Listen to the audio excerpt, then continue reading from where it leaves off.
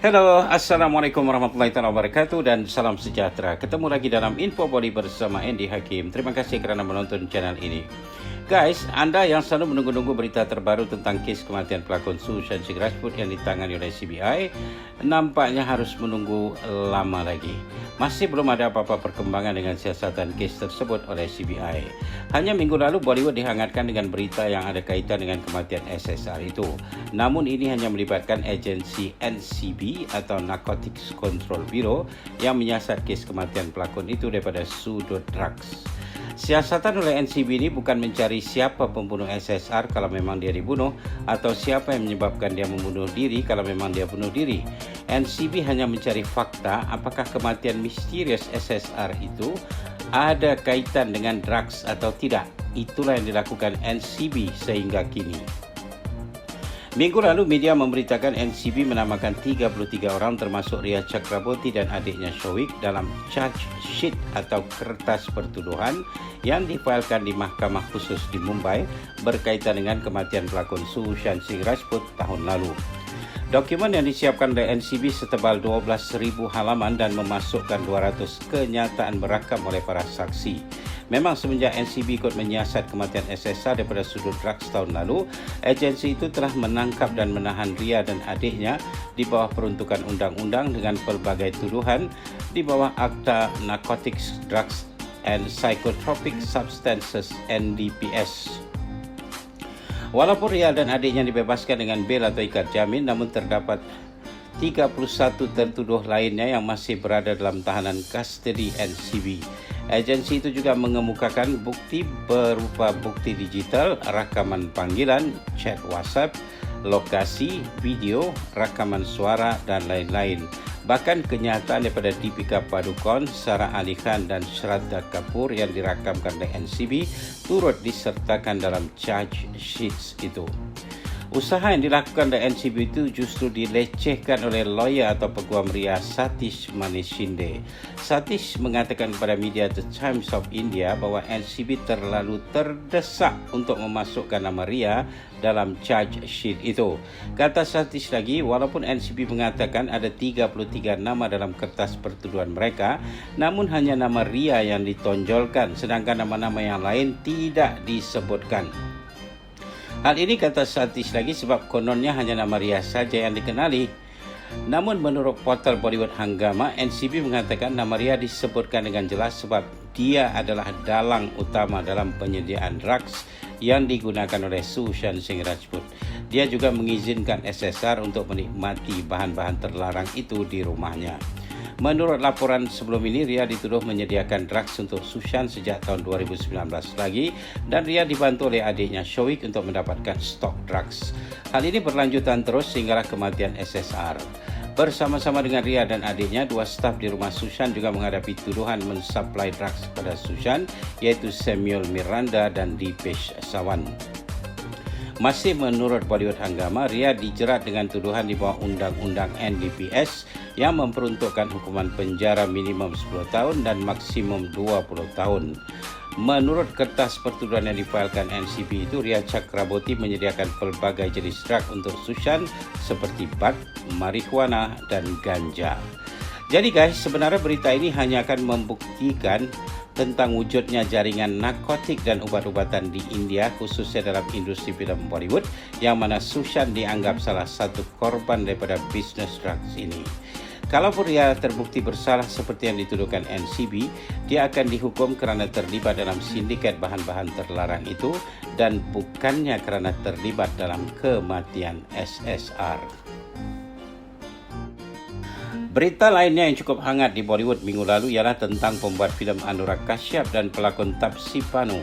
Pasalnya mereka berdua dinyatakan tidak mengatakan jumlah keuntungan yang diperolehi menerusi filem yang dikatakan box office.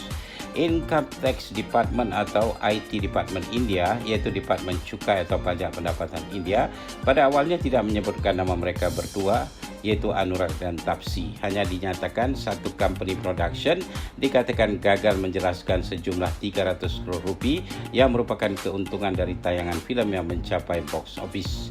seorang aktris yang menerima pendapatan melebihi 5 crore rupiah dan seorang sutradara top yang mendapat 20 crore rupiah tidak menyatakan kepada IT Department India. Namun akhirnya mereka berdua dinamakan juga oleh IT Department itu.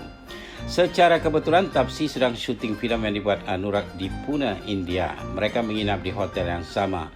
Oleh kerana mereka berdua perlu diinterogasi oleh agensi pemerintah itu, maka mereka berdua tidak diizinkan meninggal hotel mereka.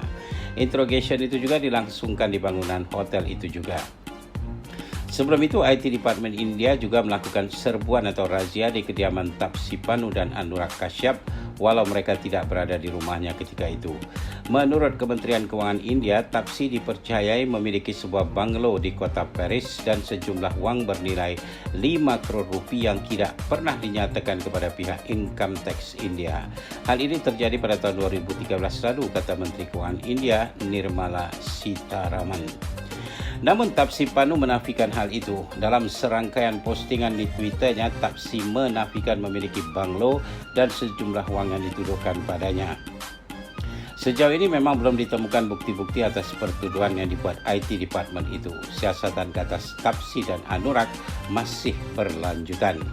Sementara itu, pacar Taapsee Pannu, mantan pemain bulu tangkis Denmark yang kini menjadi coach di India, yaitu Mathias Bo, menuliskan di sosial medianya bahwa kedua orang tua Taapsee menjadi stres dengan adanya serbuan atau razia oleh IT Department terhadap kediaman Taapsee yang tinggal bersama orang tuanya. Taapsee Pannu bersama Anurag Kashyap sering menjadi sasaran netizen kerana mereka terang-terangan memihak pada Riya Chakraborty dalam siasatan kes kematian pelakon Sushant Singh Rajput. Dalam kes terbarunya ini, Taapsee dilihat menerima support daripada teman-temannya dalam industri Bollywood dan terbaru dia menerima support daripada boyfriendnya, Mathias Bo. Mathias Bo yang membuat postingan pasal kes Taapsee itu turut men-tagging nama Menteri Pemuda dan Olahraga India, Kiren Rijiju. Mathias mengatakan pada Kiren tolong lakukan sesuatu untuk membantu pacarnya Taapsee. Menteri itu spontan membalas Twitter Mathias itu dan mengatakan agar Mathias tetap berada dalam lingkaran tugas profesionalnya. Urusan IT Department dengan Taapsee Pannu bukan dalam bidang urusan Mathias. Anda seharusnya tetap menekuni profesionalisme Anda demi kemajuan sports di India, kata Kiren. Oke guys, Q&A atau question and answer. Pertanyaan anda boleh ceritakan tentang aktris yang pernah berlakon filem Henna di samping Rishi Kapoor. Kami coba jawab pertanyaan anda itu. Nama pelakon itu ialah Zeba Bakhtiar, merupakan pelakon TV dan filem Pakistan. Dia juga dinyatakan pernah menjadi sutradara untuk siri TV.